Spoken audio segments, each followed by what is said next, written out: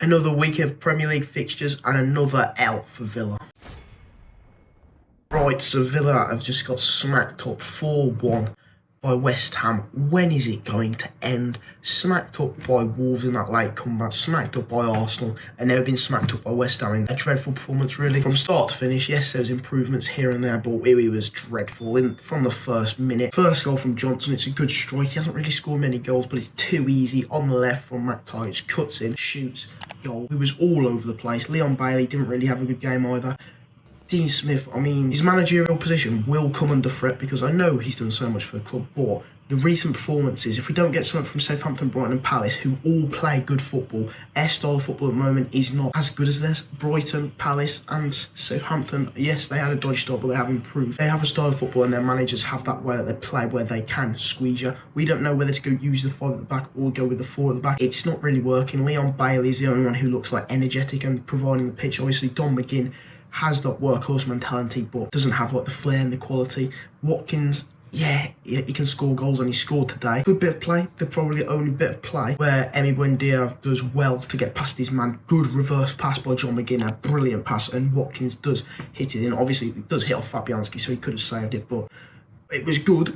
We needed it to get it back into the game, but from then, it just went back to a shambolic time. Bloody Declan Rice, long range shot, boom, not even hit that clean, and it goes in. Emi Martinez could be a little bit disappointing, I don't know, but he's their best player at the moment. If we're not careful, we will lose him. He's playing for Argentina in the Copa America, winning trophies for them, playing with Messi, making amazing saves, keeping clean sheet after clean sheet after clean sheet. And then he goes back to Villa in Birmingham, where we're just getting smacked around at the moment, and if we're not careful, he will be prioritised by a lot of teams in the summer or even in the January transfer window because of his quality and what he can do if he plays for a really good team with a good defence. Obviously, 2-1 down at half time before, okay, come on. We had one good spell where we played well, so we need to keep it going and continue that. Dean Smith, I mean, I don't really want him to get sacked, of course I don't, but I think you've got to give him the Southampton, Brighton and Crystal Palace games, and if we don't get 6 points out of 9 from them, then he will be seriously under threat about his position as manager. Obviously, Nuno has been sacked as well. Conte is coming to Spurs, unbelievable stuff there.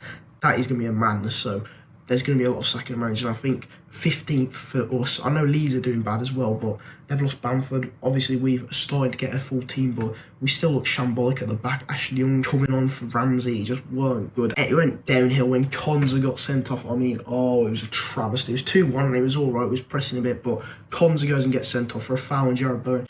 To be fair, it weren't even a red. I can understand if they give the Courtney Hause one where he's kind of barged into him with his elbow and looks like he smashed him in the face because of violent conduct. But Konsa, the ball's going away. There's no way that's a red. They've picked the wrong man for the red card. They cleared the first one and then go and send Konsa off. I don't understand that, but they get free kick, miss it, and from then 10 men, it doesn't really matter. Fornals goes and makes it 3-1. Jared Bowen's ripped us apart, has a shot, a very good save for Emi, but then Fornals smashes it in and it's game over from there. Like, we had no belief. Yes, we had moments where he was on top and we was crossing it in, and maybe with 11 men we could have done something, but we just looked lacklustre and poor. And in the very, very end, bloody Bowen went in on to score. It was a really good move from West Ham, to be fair. Antonio, Declan Rice, Lanzini all interlinking, and it was a tap-in for Bowen.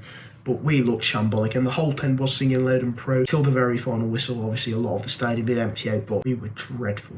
Absolutely dreadful, and it needs to improve because the Wolves fixture, the Arsenal fixture, and now this fixture, 3 L's, 3 big losses. Oh, it's pain. It's real pain. It's just a catastrophe. I don't know what we're going to do. Nicambra as well, he had that moment where he was diving around for a bit like a fish. I know he got injured, it would hurt, but he was here. And then he ended up over here, like swanning about. But is Dean Smith's job under threat? Yes. Do I want him sacked? No. Is it the right choice to sack him at the moment? I'd give him the next 3 games.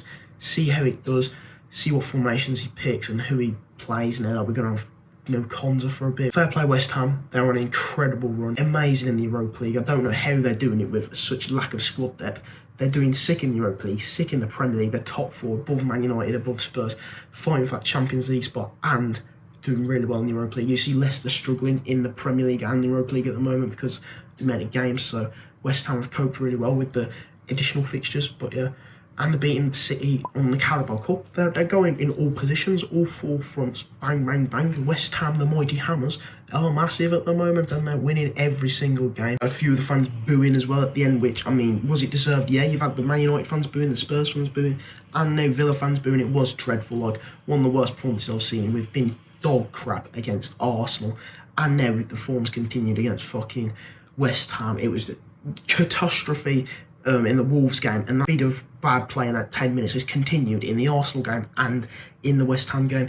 The boos were warranted, and I don't know what Dean Smith's going to do. He needs to try and get some out of the players and change it around so that when we're attacking, we're a lot more creative, because at the moment it's just very easy to play against us, and we've got one man really who's that creative spark, and it's Leon Bailey. Watkins obviously can finish it. McGinn, the midfield today, is very kind of workhorse mentality. They run up and down, but they're more defensive midfielders, just passing it to the players, and it's not really working. So yeah, hope you guys enjoyed. Please make sure to leave a like, subscribe, and I'll see you in the next video.